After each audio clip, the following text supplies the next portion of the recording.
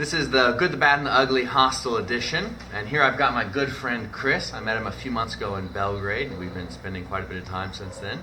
And traveling all throughout the Balkans, staying in the hostels. So now we're going to have a good discussion about hostels. I'm the Mad Traveler. I'm traveling the world, and this is my adventure. So you and I have stayed in hostels for many, many months. And I'm curious to get your input on what do you think are the best aspects of a hostel. So if you're looking at going to a new city, what would you look at? What would make you stay in this hostel versus another hostel, basically? Okay, cleanliness is important, but also a good common room. And if I've got some reviews that from interesting people I've met that they like it, it's so we got friendly. cleanliness, common room, and we got word of mouth. Word of mouth is very important. But what would you say? Would you say that the common room is the most important? Because that's one of the big things that I look for is just the ability that while traveling alone, you can actually meet other like-minded people who want to explore the place where you are. And the staff is very important because they can make that place very friendly. And as you walk in, they will introduce you to some other individuals, and you show up. And you're having a great time in the afternoon. You know, you made a couple friends, or you might go out that evening for a couple drinks. Or you don't have to wait until the evening. But I think staff is actually a really great point, because in the Balkans you've got a lot of hostels with a lot of great staff. But in some of the other places, they don't seem to care too much. Well, no. Like, I mean, when we were at the Hedonist in Belgrade, great staff that cared about the people there. They would introduce all of the new guests to the people who are already there in the common room and say, "Did you find that at Time Hostel?" So. You didn't find that at Time Hostel. Yeah, so all hostels aren't like this. Yeah. So this is what I would say for another hostel we stayed at in Belgrade was not at all like that. It was a rather creepy, scary hostel. And how do you find the good ones instead of the creepy ones? Staff ratings are good. Yeah, I look for the ratings. Common room staff, yes, look for the highest ratings, and then I look for, what's the one on Hostel World? It's like highest, it's like atmosphere. There's an atmosphere rating. I always go with the highest atmosphere rating. And the highest overall rating, and that's what's going to make it so that it's a better hostel, basically. And the hostel we had to stay at, there were no other bookings, so we had to stay at the worst rated hostel in the city, just about, and it was the worst rated for a reason. Became famous in a way, though. No, yeah, we had a great time. We had a great time there because we came as a group. When you go to a new city, do you ask them like, "Hey, I'm going to this city next. What hostels you stay there?" All the time. Yeah. All the time I do that. I don't even ask the price, really. I know the prices are going to be comparable. I ask for the cleanliness. I ask for how acceptant they are of you. Yeah. And if they introduce you to new people, just the friendliness of the place. How they want to organize things. They want to organize groups, tours, things like that. You don't have to do that if you don't want to. But if you want to do a cultural, historical thing, and they've got that set up for you, you can do it. And I think that's very important. No, I like the tour aspect too, because some hostels they'll basically have a lineup of things that you can do in the city, and they'll tell you this is the best thing you can do, this is the next best thing, and they'll set everything up for you so you don't have to worry about the language barrier or the culture barrier. You can just, it just makes it easier to experience what that place has to offer. Well, not only that, you go to a good place. You might go to 4 sites that you could do with taxi or bus, and who knows how long it would take. But if you get in a minivan with 4 other hostels and get it taken care of, you can see all those sites in 5-6 hours, and it's like magic, because you've been reading about all these places, and you can see it in one day. Yeah, we were talking earlier with our good friend Camille, and they were in the same city. What was the city? Skodra? Skodra, yeah. Went on the same tour, had 2 completely different experiences, because your hostel set up everything where they picked you up, they took you to everything, you were able to do all the tours and go in the homestay, and everything was perfect. Whereas hers, she was waiting out in the rain for like an hour. She was trying to do her own thing, wasn't she? Yeah, waiting for the bus, and nothing came, and then there were no buses back. You got to trust. I trusted them to do the right thing. Maybe she wanted to do it all on her own. Well, no, she said her hostel didn't have the setup, and it was also off season. Right. So basically, I think that's a perfect example of where one hostel can give you a great experience, and the other one just says, "Oh, go do it on your own," and you can kind of have a crappy experience when you don't have it. It doesn't sound good. Where everything about mine was perfect. Before I started staying in hostels, I didn't think I could travel alone. because I was, it might be hard to believe now. You think, oh, he can't go out and eat by himself or whatever. I do everything by myself now if I need to. But originally I was like, oh, this sucks so much. I'm going to be alone. I won't have anyone to hang out with. What if I want to go to dinner? I'm going to be all alone in the place and blah, blah, blah. And then I stayed in a hostel. My first hostel was in Florence, Italy. It was by far the worst hostel I've ever been in. Just thought I was going to get murdered. But the people I met there were just so amazing. And the first day I got there, I met some amazing Canadians and some Australians and people from all over. And they said, hey, we're going to tour the city. Do you want to come with us? I'm like, yeah. So then I went on a great tour through the whole city with these new people. We went and got some local food that someone had recommended to them. And then we went and we saw some live music in the street. And I just kind of went with this new group of friends that I made for the evening. After that, I said, I can travel alone.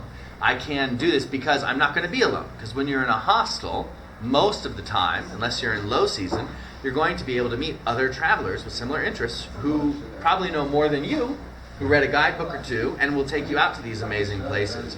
And after that, I was like, I can do this, and I am going to do this. And that's kind of what changed it for me, is just the accident of staying in a hostel, I guess. Atmosphere, number one. Number two, which I used to look for a lot actually, was bed bugs.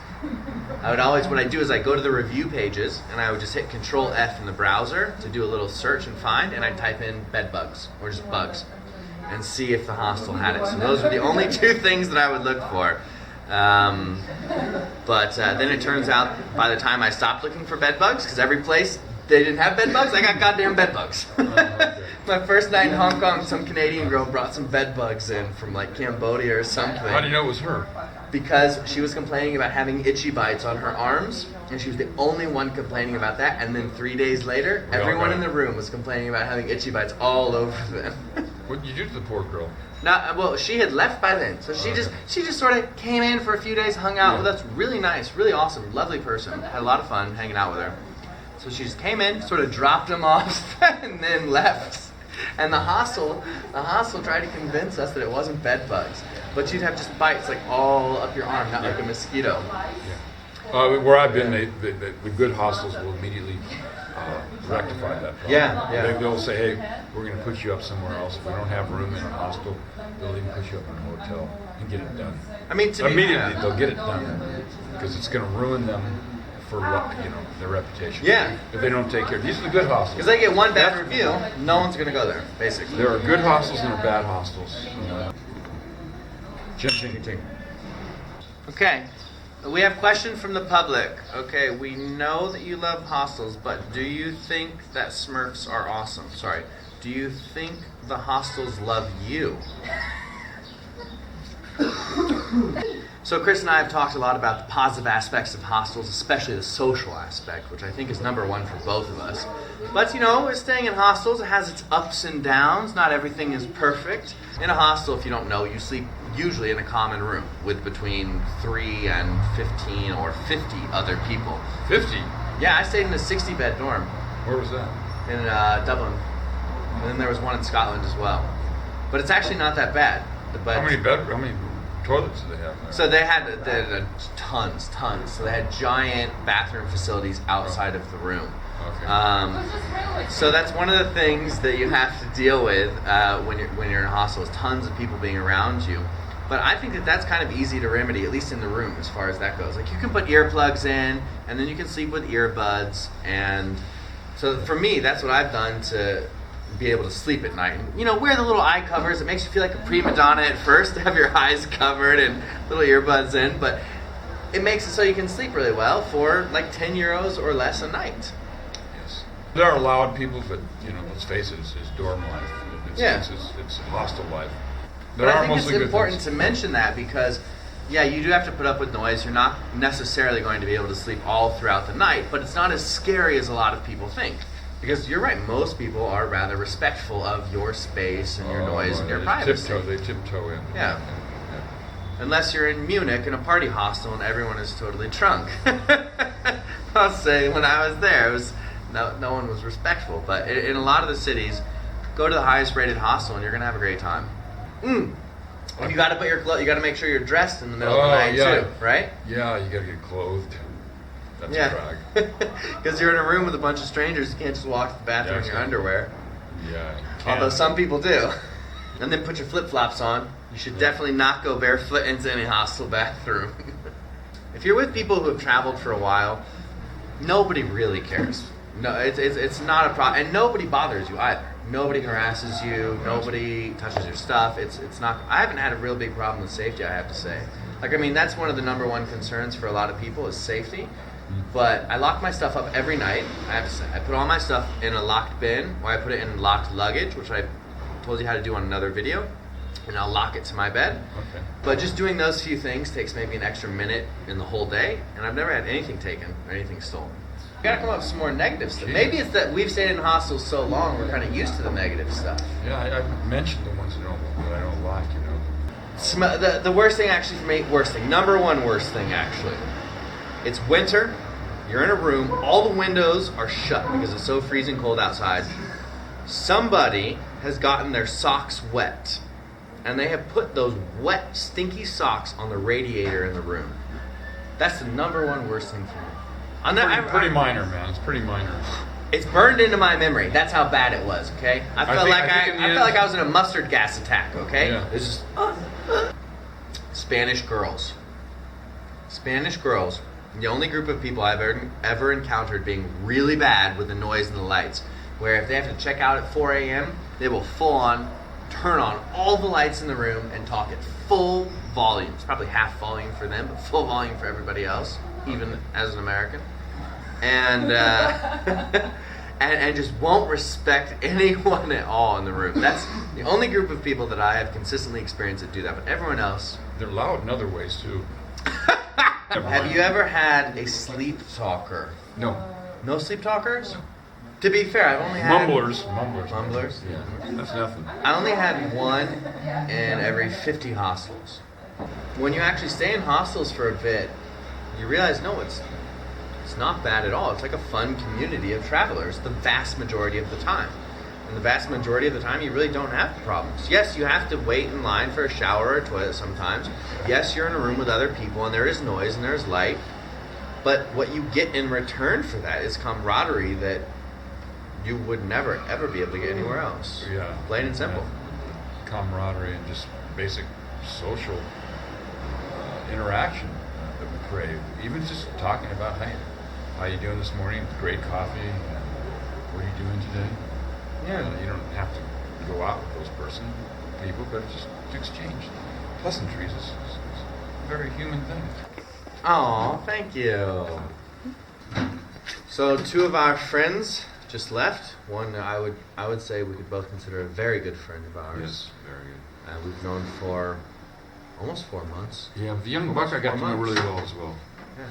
We knew Camille for almost 4 months or so, and in travel time, that's a lifetime. Because people It's a lifetime. People don't leave and come. Yeah, most people you see for 2 days. I don't know how many times we met up in different places. No, I think that, and so I would say that's probably the worst thing for me is when you meet such amazing people and then you have to say goodbye.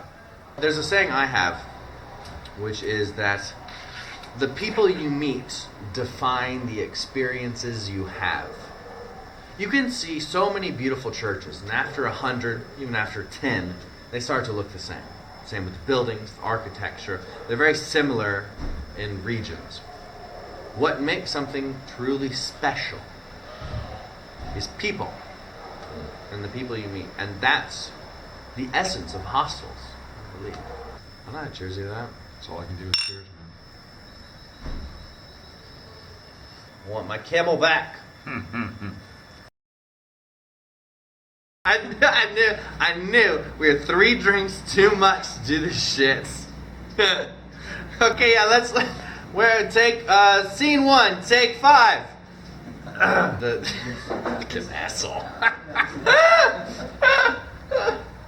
Okay. And I just don't care. Okay. It was like an orchestra of snoring, like little different snoring instruments. Come on, KGB. That little fucker does steal the socks. Oh yeah, the sword and the flower. Yeah. Wow. I hope you guys liked the video. Don't forget to leave your comments in the section below and give it a thumbs up if you enjoyed it. And subscribe and hit the notifications button so you can see all the new videos. There's a lot more adventure to come.